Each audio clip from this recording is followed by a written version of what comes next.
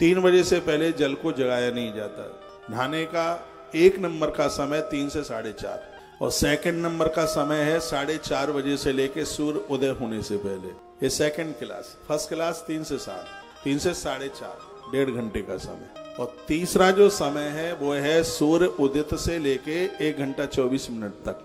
6 बजे सूर्यदेव निकले तो 7:30 बजे तक, ये तीसरे नंबर का है। और 7:30 के बाद में वो फिर वो नहाना धोना, तो वो तो रक्त के कुंड में डुबकी लगानी है, नहाना वाना कुछ भी नहीं। वो तो चमड़ा चमकाने के लिए वो स्नान है। जो स्नान का जो एक फल है, जो स्नान का एक पुण्य है, वो सूर्य उदय के 1.5 घंटे बाद तक ही है। साधु महात्मा महापुरुषों के लिए सूर्य उदय से पहले स्नान है, और आप गृहस्थी लोगों के लिए सूर्य उदय के 1.5 घंटे तक स्नान हो जाएगा तो आपका स्नान भी आपको पुण्य देना आरंभ कर देगा। उससे आपको पुण्य मिलेगा, उससे आपको फल मिलेगा उससे। और जो 11-12 बजे नहाते हैं, खूब धूप निकल आती है, तब वो नहाते हैं, तो फिर उससे तो उनका रक्तचाप बढ़ता है, ब्लड प्रेशर बढ़ता है, और उस समय फिर आप सिर के ऊपर पानी डालते हैं, वो भी ठीक नहीं है। हमेशा स्नान करते समय सबसे पहले 1 लोटा पानी सबसे पहले अपने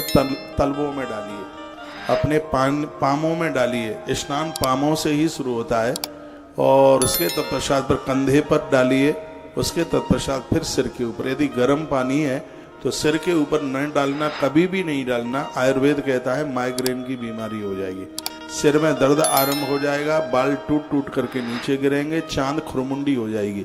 गर्म पानी यदि सिर के ऊपर डालोगे तो, गर्म पानी, इतना गर्म पानी जो आप सिर के ऊपर आप डालते हैं, इससे आप मस्तिष्क के रोग से परेशान हो सकते हैं। ज़्यादा शैम्पू मत लगाइए, इससे बाल बिल्कुल ऐसे पतले हो जाएंगे कि ऐसे हाथ में खुजली करते हुए भी टूट करके हाथ में आएंगे सिर में। लेकिन आज बालों के साथ में इतना, अब चलो ठीक है, ये इतनी बातें मैं आपको क्या बताऊं, लेकिन आप अपने स्वास्थ्य का ध्यान रखें, वो तो बताना ही होता है। एक बात और कहूँगा, जीवन के 4 काम ऐसे हैं, 5-4 काम ऐसे हैं जिनको करते समय देह के ऊपर वस्त्र होना चाहिए। एक तो नहाते समय देह के ऊपर वस्त्र, पुरुषों के नाभि के नीचे वस्त्र, और नारी के लिए पूरे बदन पर वस्त्र होना चाहिए।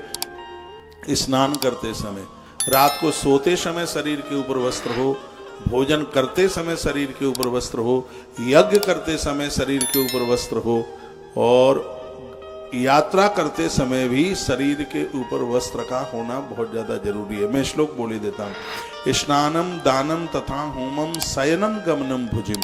ये 6 स्थान ऐसे हैं जहाँ वस्त्र की जरूरत है। स्नानम, नहाते समय।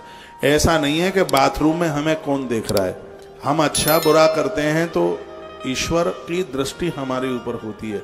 जो बिना कपड़ों के नहाते हैं उनके संपूर्ण पुण्य क्षीण हो जाते हैं, संपूर्ण मर्यादाएं भंग हो जाती हैं। कुबेर के 2 पुत्र बिना कपड़ों के ही तो नहा रहे थे।